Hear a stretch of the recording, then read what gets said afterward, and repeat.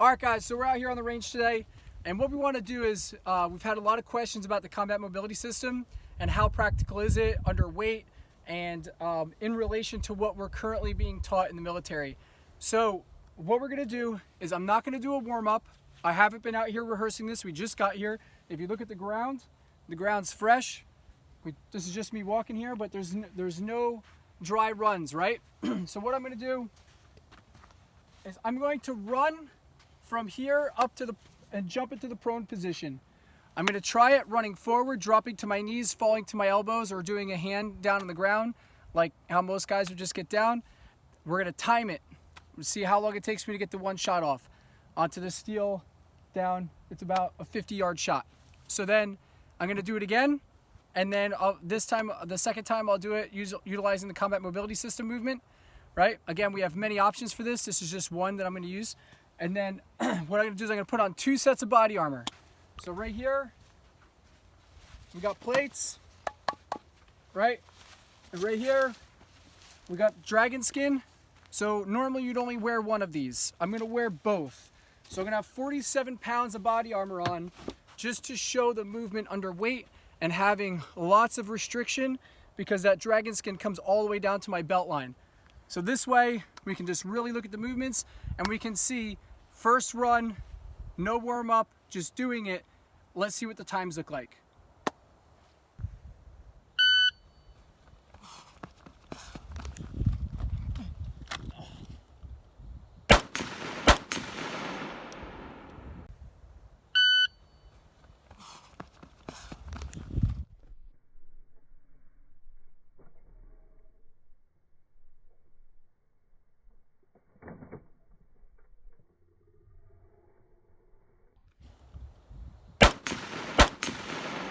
So real quick, if you look at how deep that mark is from where my elbow came in, right? And how deep the marks are where my knees came in, that's right on the tip of my knees and right on the tips of my elbows.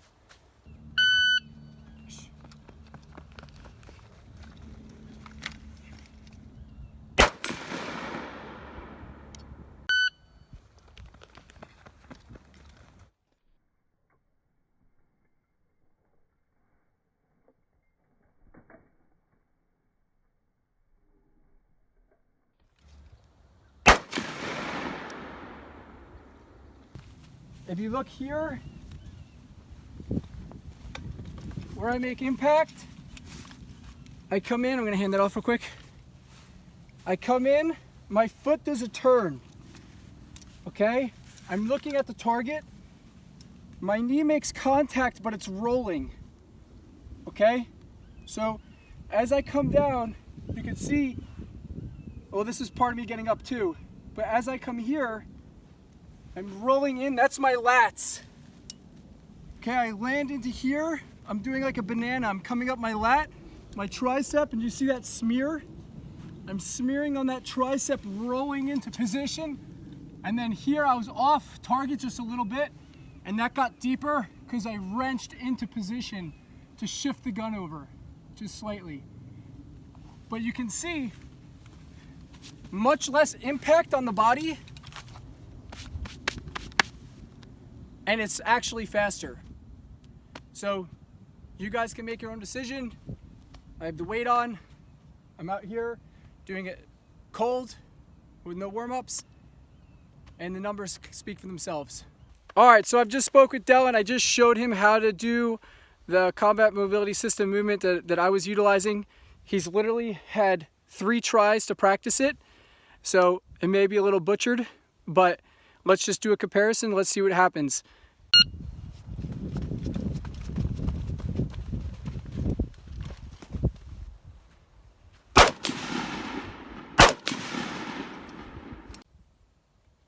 Stand by.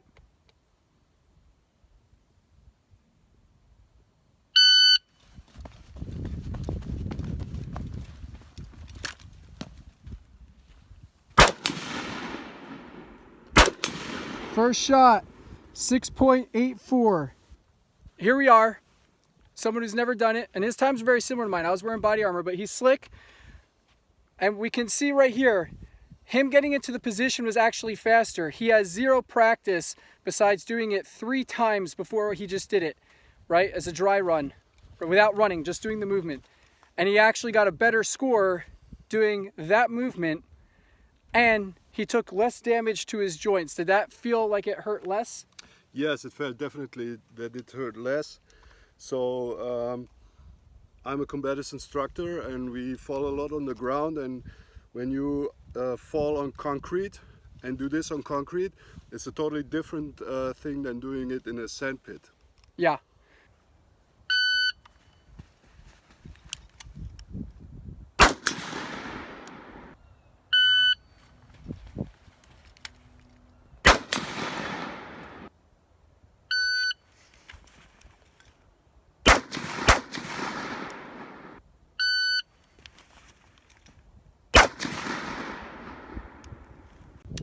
All right, we just did it. Gross motor skills 180. I forgot to hit record on the camera, so this was, you can see the time was 5.11, so this was actually slower. We're gonna try it again. We're gonna see if you can speed it up. So try a little harder, go faster. Stand by.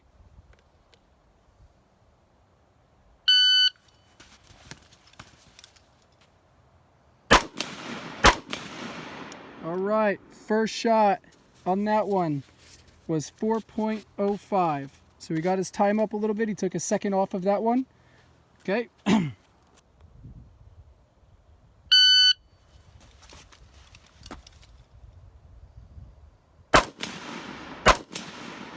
4.84. First shot.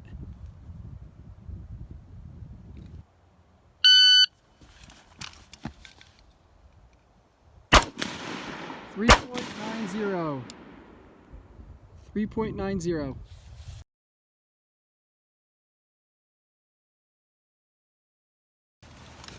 All right, guys, so we've done a couple more movements here with Dylan. Now, Dylan's coming from Germany, right?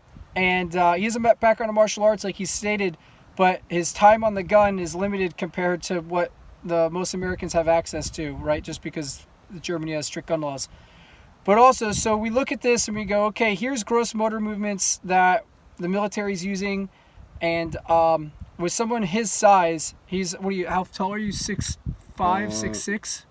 You're doing it in freaking meters. I don't know how tall he is. He's probably about 6'6", and he weighs about 115 kilos, so 240, 250 pounds or something like that. I don't know.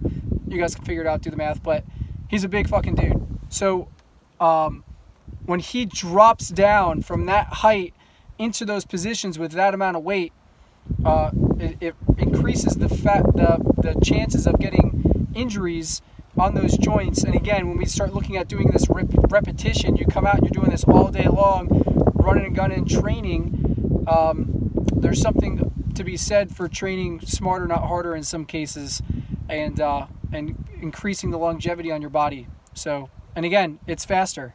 It's not like he's had, because some people will say, well, Rich, of course you practice this all the time. Of course you can do it. Of course it would be faster when you do it, right? But this is Dylan's first time doing these movements, and he literally just walked out and I showed him how to do it.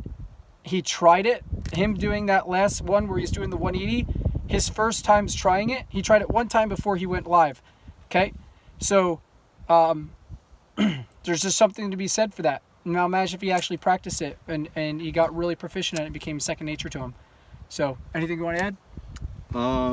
I can just like sign this what Rich said. So it is really, it might be a natural reaction to use your hand and everything, but basically if you want to keep your hands on a gun and you don't want to smash yourself, because this is sand, but if you do it on concrete, on the streets or in an urban environment, dense cities and everything else, or hallways, this I would definitely prefer the combat mobility system.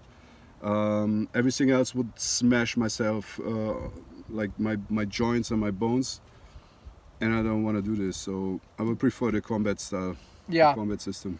And what we'll get is we have people who say, well, when fire starts coming, don't be a bitch. Just suck it up. Don't be a bitch.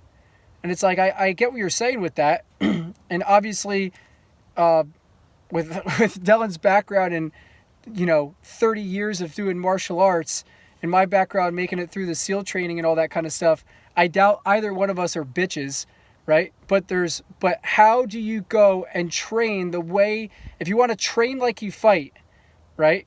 The amount of times you actually get in the fight versus the amount of time that you do the training for the fight. The training part is the long part. The training part is what takes the wear and tear on the body, not the one-time combat situation or the one time you actually use it. Yeah, you may get messed up really bad and your body may take a damage, and in that case you don't want to be a bitch, you want to fight through it. But in training and building up the foundation, if your body is getting hammered all the time, then what we see is people stop training realistically because they don't want to get sandy, they don't want to get dirty, they don't want to get bruises and banged up and all that kind of stuff. So what happens is, the don't be a bitch mentality means that when people go out to the range or people go to do their dry fire training or their movement training, they short stroke their training because they don't want to get injured. So now they're not training the way they need to be training because they don't want to get their body smashed all the time, right? So then we just resort to, okay, well, when it happens, don't be a bitch, right? So we're trying to provide solutions and thinking outside the box and trying to develop new ways of movement and more efficient and effective ways of movement. So anyway, hope this helps. Hope this answers some questions for you guys. And we're going to get back out here and keep shooting. So later.